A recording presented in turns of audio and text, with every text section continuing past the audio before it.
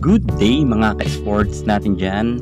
Ayon nga sa kasaysayan, ang Creamline Cool Smashers ang team na talagang walang titibag sapagkat sobrang dami na nga nilang napatunayan. Pagdating sa larangan ng volleyball ay talagang humakot na nga sila ng sandamakmak na awards. Ang mga players dito ay talagang makalidad.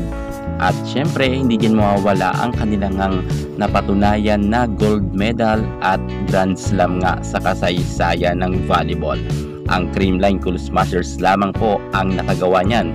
All Filipino Conference, Reinforced Conference, Invitation Conference, lahat yan ay nagkaroon nga sila ng gintong medalya. Kung kaya nga napapabalita dahil magkakaroon na naman nga tayo ng mga laban sa international. At syempre kukuha sila sa mga seniors na players at dito nga sila kukuha karamihan sa Creamline Cool Smashers para nga makabuo muli tayo ng malakas na team na isasabak nga sa nasabi nating international games. Lalo ngayon napapabalita nga na muli tayong lalaban sa SEA Games. Pero alam nyo mga ka-sports natin dyan, sa kabila ng sinasabi nga natin na malalakas ang Creamline, pinapalagan nga ito ng kanilang mga fans at sigaw pa nga ng kanilang mga fans na wag na raw silang sumali sa Alas Pilipinas at karamihan ng fans ng CCS mas gusto nila na makumpleto muli ang line-up nga ng nasabi nating Creamline. Aalamin natin ang buong detalye pero bago ang lahat, subscribe ka muna, click ang ating notification bell para lagi kang updated sa lahat ng issue sa volleyball. Susunod na.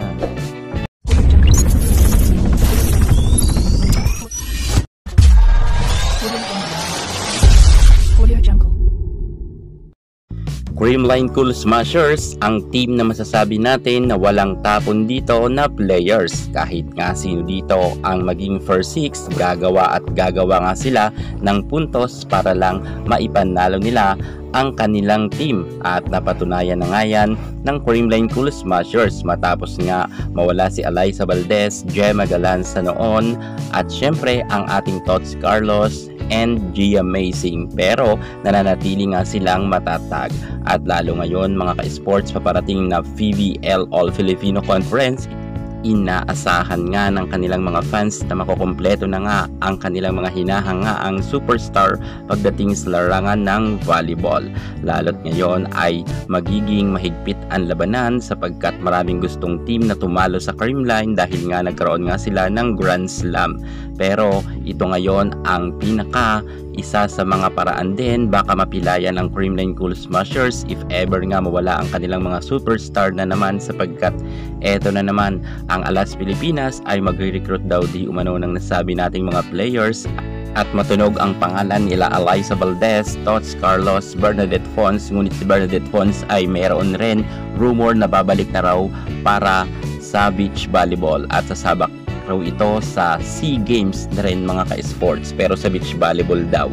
At syempre si Michelle Gumabaw ay napapabalita rin na ikakasal na and then si Gemma Galanza ay baka rin makapasok sa Alas Pilipinas. So kung sakasakali sino na ang matitira para sa Creamline Cool Smashers, baka humina ang Creamline kapag ganito ang nangyari na ang mga superstar ay mawala na dahil kinakailangan nga rin sila sa Alas Pilipinas. Gayunpaman, alam natin na si Coach Sherwin Meneses ay maparaan, pero kahit sabihin natin na magaling na coach itong si Meneses, magiging busy na rin siya sapagkat sa UAAP, sa Enyo Bulldogs ay siya na rin ang hahawak. At narito naman ang mga opinyon ng mga fans ni Gemma Galanza, Tots Carlos at Bernadette Fons at ng Creamline Cool Smasher fans na tila ba ayaw nga nila na pasalihin ang kanilang mga hinahangaang volleyball player sa Alas Pilipinas. Ito nga ang kanilang mga komento. Huwag na kayong sumali dyan, masasayang lang kayo.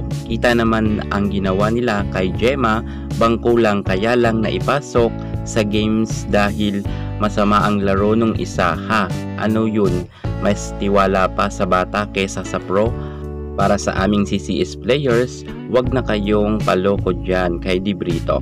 Bangko lang kayo dyan, tapos di na nila kayo pababalikin sa mother team ninyo. Naku, isip kayo, si Gemma ano ginawa nila? Yan nga ang kanyang opinion. At eto pa ang sabi ng isa. Sus, planado para masira ang lineup ng CCS at mag-champion yung other team. Tanungin nyo muna yung players if they want to participate sa Alas. Give them freedom to decide. Huwag kayong pala desisyon. Ito kasi ay hango nga sa isang video na napanood nila na sinabi nga na kukuha sila sa Screamline Cool Smashers. At according nga yan kay Tats Zuzara. Okay yan kung hindi si De Brito ang coach. Alam naman natin ang galawan ni De Brito, bakit hindi buong CCS ang ipadala para may chance ang ibang sa PBL for champion. Ang record ng CCS di na yang kayang baliin sa PBL. So ang opinion nga ng isang netizen, what if daw kung buong Creamline na lang daw ang ipadala? Kasi ang sabi nga kasi sa interview, kukuha sa Creamline ng maraming players. Ba't raw hindi buong Creamline na lang para yung iba naman daw na naglalaro sa PBL ay may chance raw na mag-champion? Oo nga naman, kasi kung walang Creamline sa PBL, sure tayo na iba mag-champion kasi wala nga ang Creamline. Kung nariyan pa rin ang Creamline, baka sila pa rin ang manalo at magkaroon ng champion sa paparating na PBL All Filipino Conference.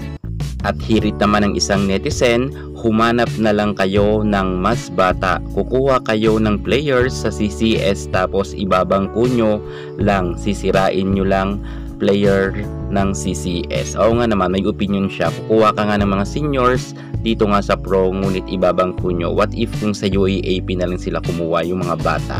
Kasi kung ibabangko lang naman nila ang players ng CCS, wag na silang kumuha kasi mas maganda talaga na manatili na lang sila sa Creamline para mas marami pa silang maiuwingang ginto.